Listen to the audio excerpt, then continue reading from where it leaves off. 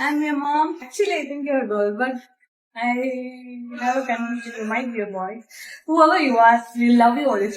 Sun டிவியில் ரொம்பவே பிரபலமான சீரியல் தான் இலக்கியா. இந்த சீரியலை அஞ்சலி என்ற கேரக்டர் மூலமா பிரபலமானவங்க தான் சுஷ்மா நாயர். இவங்க ரீசெண்டா தான் பிரெக்னெண்டா இருப்பதா சொல்லியிருந்தாங்க. இன்னில தான் இவங்களுக்கு குழந்தை பிறந்திருக்காங்க. அந்த அழகான வீடியோவை ஷேர் பண்ணியிருக்காங்க.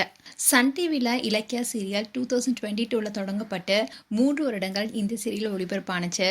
அண்ட் இந்த சீரியல்ஸ்லனே எக்கச்சக்கமான ஃபேன்ஸும் இருந்தாங்க.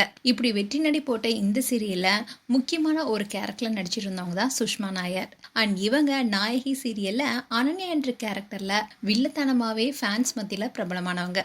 அந்த சீரியலுக்கு அப்புறமா தமிழும் சரஸ்வதியும் பட்ஜெட் குடும்பம்னு அடுத்தடுத்த சீரியலும் இவங்க நடிச்சாங்க. சுஷ்மா நாயர் சொந்தமாக ஃபேஷன் டிசைனிங் தொழிலையும் நடத்திட்டு வந்தாங்க. ரீசெண்டாக தான் கர்ப்பமாக இருக்கிற மகிழ்ச்சியான செய்தியை அறிவிச்சிருந்தாங்க. இதை தொடர்ந்து கூட அவங்களுக்கு 5ஆம் மாதம் வளைகாப்பு சிறப்பாக நடந்து முடிஞ்சது. அந்த ஃபோட்டோஸ் அண்ட் வீடியோஸ் கூட சோஷியல் மீடியாவில் வைரலானுச்சு. இதை தொடர்ந்து கர்ப்ப காலத்தில் அவங்களுடைய ஒவ்வொரு தருணத்துமே வீடியோவாக ஷேர் பண்ணிட்டு வந்தாங்க. இப்படி சோஷியல் மீடியாவில் ரொம்பவே ஆக்டிவாக இருந்தாங்க. அண்ட் ரீசெண்டாக கூட இவங்களுக்கு வளைகாப்பும் பண்ணியிருந்தாங்க. இதில் அவங்களுடைய ஃப்ரெண்ட் சர்க்கிள் மட்டும் இல்லாமல் நிறைய பிரபலங்களும் வந்து கலந்துக்கிட்டு அவங்கள வாழ்த்திருந்தாங்க. நடிகை சுஷ்மா நாயர் லிஜோ ஜான் என்பவரை கடந்த சில ஆண்டுகளுக்கு முன்னாடி தான் திருமணம் செய்துக்கிட்டாங்க. இவர் கிரிக்கெட் கோச்சாக இருக்காரு. அண்ட் சுஷ்மா நாயர் ஆரம்பத்தில் சன் டிவி மட்டும் இல்லாமல் விஜய் டிவிலையும் தமிழும் சரஸ்வதி சீரியல் மூலமாக அறிமுகமானாங்க. இதை தொடர்ந்து தான் நாயகி சீரியல் நடித்தாங்க.